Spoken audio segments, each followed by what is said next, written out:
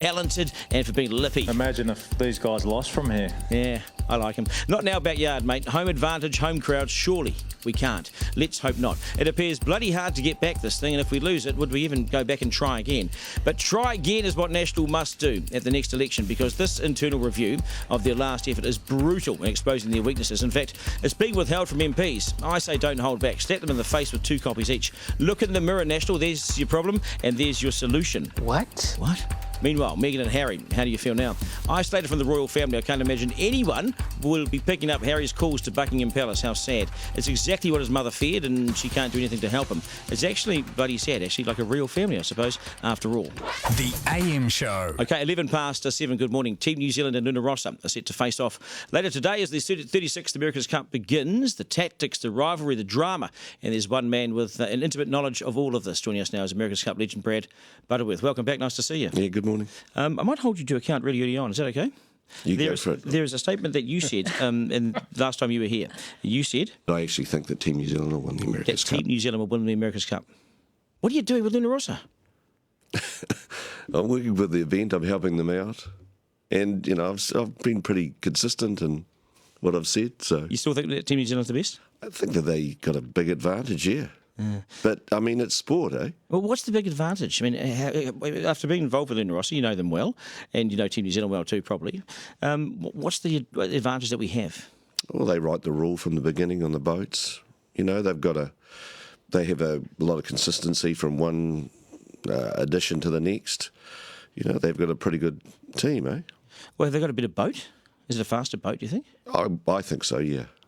And why is it better? Because it's more extreme. It's more extreme in what way? Yeah, so it's more extreme in every way, just about. So if you look at the boats, they're difficult to sail anyway, all right? And so Team New Zealand's boat is more extreme than Luna Rossa's boat. So therefore, this could be won or lost on mistakes. If it's more extreme, therefore maybe harder to sail, therefore more prone to mistakes? Yes, that's right. So you could see, you know, the boat capsize. They might capsize in this regatta. I think you're playing psychological warfare here with us, and you're playing you guys as the underdog here and putting all the pressure on Team New Zealand. I like your style. What about, though, your Francesco Bruni has come out about our Peter Burling, who we love, saying he's a crazy talent, but he's not that experienced as in the top role. What's your view on Burling, his strengths and his weaknesses, and going up against you guys? I think that, you know, Burling's one of the best sailors in the world. So is Bruni. You know, you get to this level, they're pretty close, all these guys, and they want to show their skills. You don't want to have a whitewash of 7-0, which it could be, but you know, you want the regatta to be close and boats to be winning different races and to show how good they are at what they do. Bruni's, you know, I think has been exceptional in the way that he's come through this regatta. You want to get into their heads. You've got to do their heads. You've said they could capsize. You've got to do their heads. It's brilliant. It's not me sailing the You're boat. a tactician. That's their problem.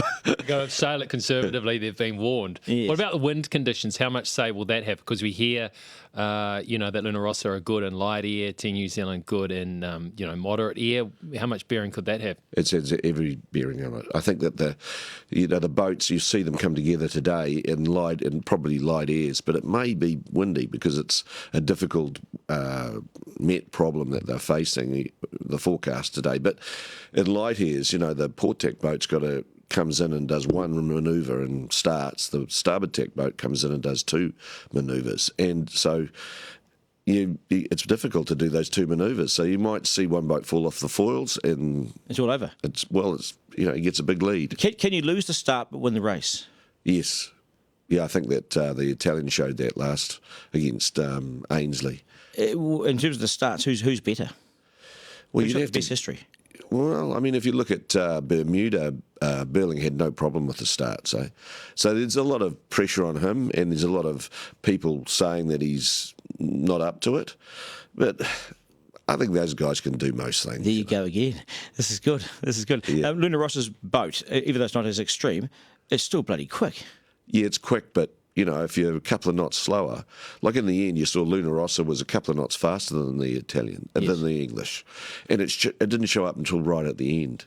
and then right at the end, because their boats got together. That's the problem that Team New Zealand's got, is that they haven't had exposure to these other teams. Can you be quicker but lose the America's Cup? With those guys sailing, it'd be difficult. Yeah. But, if you capsize... It's always possible. There was an impromptu kind of duel out on the water last week. What was that like? What did it entail? Who came off best? Oh, I think they line up occasionally. I don't see anything. They were out there yesterday practicing starts, the two teams. So I would say that if you want to predict, if it was 1-1 after today, it'd be a fantastic result for Luna Rossa. So this is Team New Zealand. So, as New Zealanders, we're proud of the team, or is it Luna Rossa? They're representing a yacht club in Sicily. Yes. It's an Italian team. Yes. And Team New Zealand's a New Zealand team, that's for sure. So what are your feelings today? But how, in terms of emotions and pride and that sort of thing, where do you sit? Well, I'd like to see Team New Zealand win because, I've only got one passport, eh? Yeah. You can't get two. But I do this for a living. I don't know if you worked that out yet. I have worked it out. Yeah. But from a sports psychology perspective, it's always guesswork at the best of times anyway. There's so much expectation upon this New Zealand side. They haven't really been able to race. It's going to be tough for them to probably pull it together, especially in the early stages of this, wouldn't it? Yeah, I agree. Totally. I think the first few races will be very telling, and they'll learn everything in the first couple of races. They'll learn exactly what the other boat can do and the capability of the other boat. And each America's Cup, that's the first few races are the most difficult. Yeah, so what do you, in terms of today, where do they race today? Are they racing close to the shore, or are they racing further out? No, I think it's E. It's E, so where's that? E's out by Waiheke. It's a long way out because of this level 2. I was going to say, Yes. What impact has this level 2, the COVID, the pandemic had on you guys, and even the mental side of things?